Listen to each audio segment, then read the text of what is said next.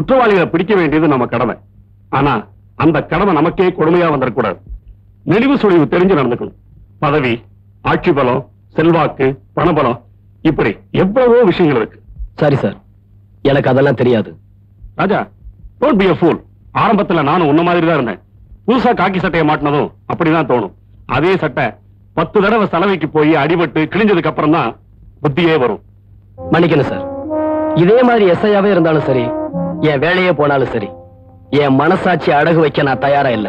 அப்படின்னா நான் சொன்னதுக்கு அப்புறமும் நீ கண்ணாயிரத்தை விட மாட்டேன்னு சொல்றியா? கண்ணாயிரத்தை வெளியே விடுறது அநியாயம் சார். நீங்க எனக்கு மேலதிகாரி.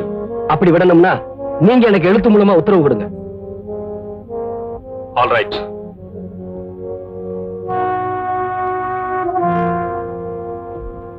அவனை இமிடியேட்டா ரிலீஸ் பண்ணு. சார், உங்களை பார்த்தா பாவமா இருக்கு. இவ்வளவு பெரிய ஆபீசர் கேவலம் ஒரு தெருப்புரிக்கு விடுவிக்க இவ்வளவு ரிஸ்க் எடுத்துக்கிறீங்களே. அவனை விடலன்னா இதை விட பெரிய ரிஸ்க் எடுக்க வேண்டியிருக்கும். காக்கி சட்ட வீரரே, இப்போவாவது புரிஞ்சுதா இந்த கண்ணாயிரம் யாருன்னு? என்னோட சென்டர்ல மட்டும் இல்ல, இந்த போலீஸ் ஸ்டேஷன்லயும் நான் தான் ராஜா. இனிமேலாவது எங்கிட்ட ஒரு சிறத விட்டுடு, வரட்டுமா? அவன் சொல்றத கேட்டீங்களா? எனக்கு தெரிஞ்சு போச்சு. உங்க மேல உள்ள கோபத்துல ஒரு நாளைக்கு என்ன மிதிக்க போறா. நான் உடைஞ்ச தர்பூசணி பழம் மாதிரி உருள போறேன். போலீஸ்காரனுங்கன்னா சைக்கிள்ல லைட் இல்லாத கேஸ், கார்ல பிரேக் இல்லாத கேஸ், இப்படி சுலபமான கேஸா புடிச்சு கணக்கு எழுதிக்கிட்ட போறதை விட்டுட்டு சிக்கலான ஆள்கிட்ட சிக்கிக்கிட்டீங்களே சார். குற்றவாளிகள் குற்றத்திலிருந்து தப்பி போனா கூட பரவாயில்ல, ஆனா போலீஸ்காரங்க தங்களோட கடமையில இருந்து தவறி போக கூடாது. இந்த உணர்ச்சி கீழ இருந்து மேல வர உள்ள காக்கி சட்டக்காரங்களுக்கு எப்ப வருதோ அப்பதான் நம்ம தேசம் உருப்படும். அட என்ன சார், நீங்க எந்த உலகத்துல இருக்கீங்க? ஆமா, நிஜமா உங்களுக்கு நாட்டு நடப்பு ஒண்ணும் தெரியாதா? தெரியும் ஜனகு. நான் 1000ல் ஒருத்தனை வாழ விரும்புறவன். 10ஓட 11 கலக்க என்னால முடியாது.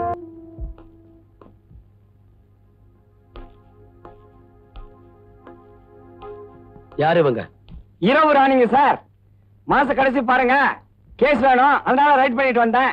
கேஸுக்காக ரைட் பண்ணியா இல்ல உனக்கு மாமூல் வேணுங்கிறதுக்காக ரைட் பண்ணியா? மாசம் 1ஆம் தேதி சம்பளம் வாங்குற மாதிரி மாச கடைசியில மாமூல் வாங்குறது இந்த ஸ்டேஷன் வழக்கம் சார். Shut up. இப்படி பேச உனக்கு வெக்கமா இல்ல? இவங்க உடம்பத்தான் வைக்கிறாங்க, ஆனா நீங்க மனசாட்சியும் சட்டத்தையும் சேர்த்துல வைக்கிறீங்க.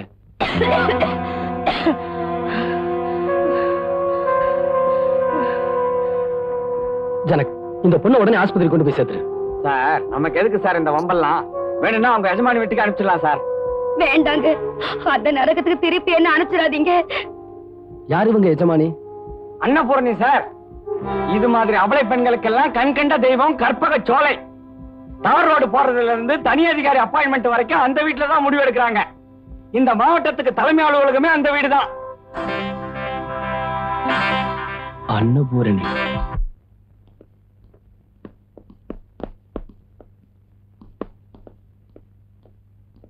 வாங்க இன்ஸ்பெக்டர், வாங்க வாங்க.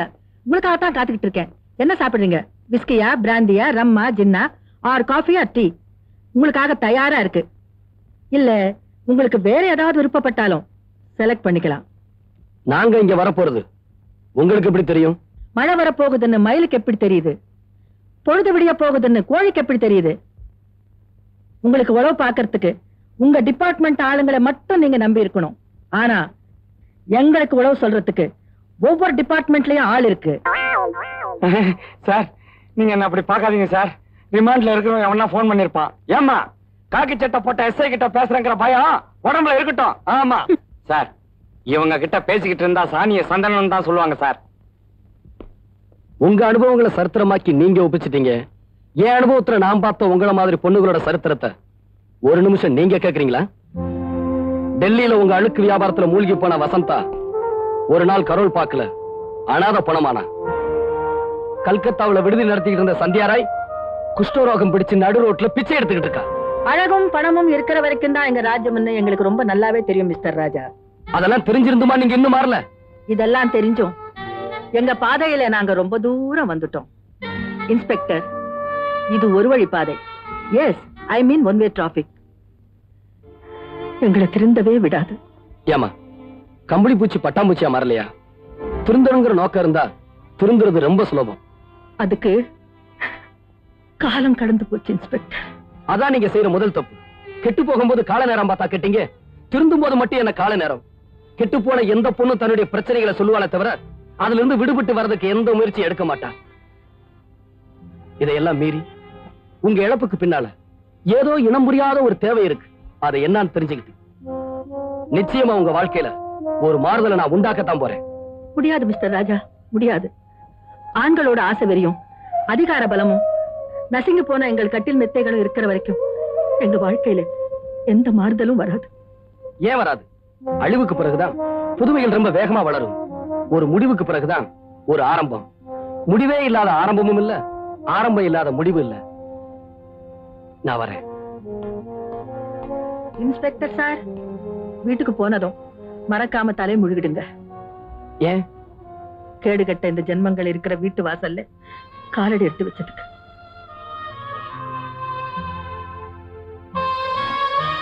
உங்க உடலோட உறவாட இங்க வரல, உள்ளத்தோட உரையாட தான் வந்தேன்.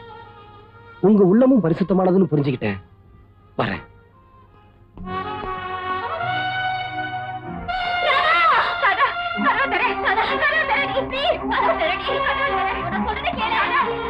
என்னமாச்சு? தெரியல சார், கதவு சாத்தி திறக்கவே மாட்டேங்கிறான்.